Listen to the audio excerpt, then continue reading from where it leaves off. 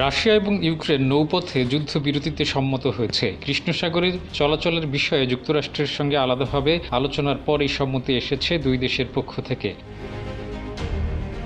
Saudi আরবে 3 দিন ধরে আলোচনার পর যুদ্ধরত ইউক্রেন এবং রাশিয়া এই চুক্তিতে পৌঁছেছে। এর ফলে গুরুত্বপূর্ণ একটি বাণিজ্যিক পথ উন্মুক্ত হচ্ছে ইউক্রেনের। যদিও রাশিয়া বলেছে তাদের খাদ্য এবং সারের বাণিজ্যে পশ্চিমা অবরোধ তুলে নেওয়ার আগ পর্যন্ত চুক্তি কার্যকর হবে না। যেসব নিষেধাজ্ঞা প্রত্যাহার করতে হবে তার মধ্যে রাশিয়ার ব্যাংকিং সেক্টর এবং উৎপাদক গোষ্ঠীও রয়েছে।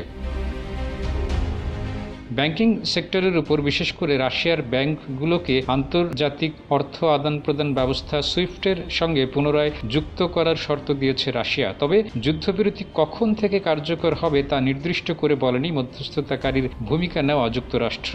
যমুনা ইলেকট্রনিক্স ঈদে ডাবল খুশি অফার সিজন 3, যে কোনো পণ্য কিনলেই পাচ্ছেন নিশ্চিত ঈদ উপহার। রাশিয়ার বিরুদ্ধে অবরোধ প্রত্যাহারের বিষয়ে ট্রাম্প বলেছেন এ নিয়ে চিন্তাভাবনা চলছে। ওয়াশিংটনের বিবৃতিতে এটি বলা হয়েছে যে কৃষি এবং সারের বিশ্ব বাণিজ্যের সঙ্গে রাশিয়ার পুনরায় প্রবেশাধিকার নিশ্চিত করতে যুক্তরাষ্ট্র ভূমিকা রাখবে। জেলেনস্কি জানিয়েছেন রাশিয়া প্রতিশ্রুতি রক্ষা না করলে দেশটির বিরুদ্ধে আরও কঠোর অবরোধের আহ্বান জানাবেন তিনি।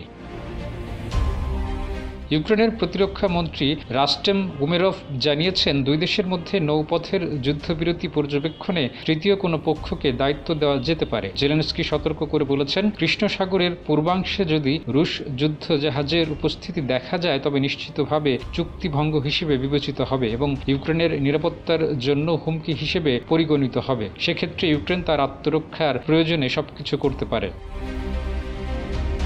এর আগে 2022 সালে রাশিয়া এবং ইউক্রেনের মধ্যে কৃষ্ণ সাগরে জাহাজ চলাচল নিয়ে একটি চুক্তি হয়। ওই চুক্তি 120 দিনের মতো কার্যকর ছিল। পরে 2023 সালের জুলাইতে রাশিয়া চুক্তি থেকে সরে যায়, চুক্তির বেশ কিছু শর্ত মানা হয়নি এমন অভিযোগ করে। ইউক্রেন এবং রাশিয়া দুই দেশই বিশ্বের প্রধানতম শস্য রপ্তানিকারক। যুদ্ধ শুরু হওয়ার পর তাই শস্যের দাম হঠাৎ করেই আকাশচুম্বী হয়ে গিয়েছিল।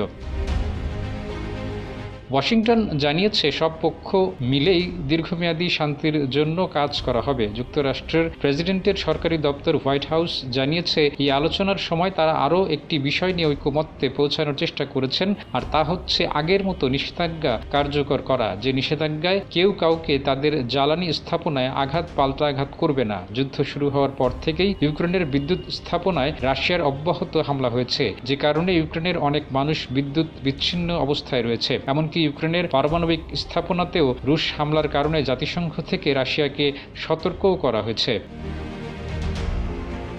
সৌদি আরবের রাজধানী রিয়াদে মস্কো এবং কিয়েভের প্রতিনিধিদের সঙ্গে যুদ্ধবিরতি নিয়ে এই আলোচনা করে ওয়াশিংটন। যদিও রাশিয়া এবং ইউক্রেন এখনও একে অন্যের সঙ্গে মুখোমুখি কোনো আলোচনায় বসেনি। এর আগে মার্কিন প্রেসিডেন্ট ডোনাল্ড ট্রাম্পের পক্ষ থেকে রুশ প্রেসিডেন্ট ভ্লাদিমির পুতিনের কাছে 30 দিনের একটি যুদ্ধবিরতির প্রস্তাব পাঠানো হয়।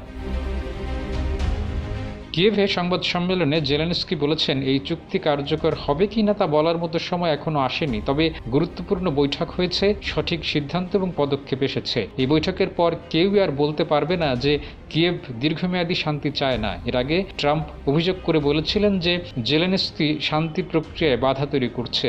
যুক্তরাষ্ট্রের মধ্যস্থতায় শান্তি প্রক্রিয়া চলমান থাকার সময়েও ইউক্রেন এবং রাশিয়ার পাল্টাপাল্টি হামলা অব্যাহত রয়েছে। 25 মার্চ ইউক্রেনে 139টির মতো ড্রোন এবং একটি ব্যালিস্টিক ক্ষেপণাস্ত্র ছুড়েছে রাশিয়া। অন্যদিকে রাশিয়ার কুর্স্ক অঞ্চলে বিমান বাহিনীর হামলায় 30 জন রুশ সৈন্য নিহত হয়েছে বলে দাবি করেছে কিয়েভ।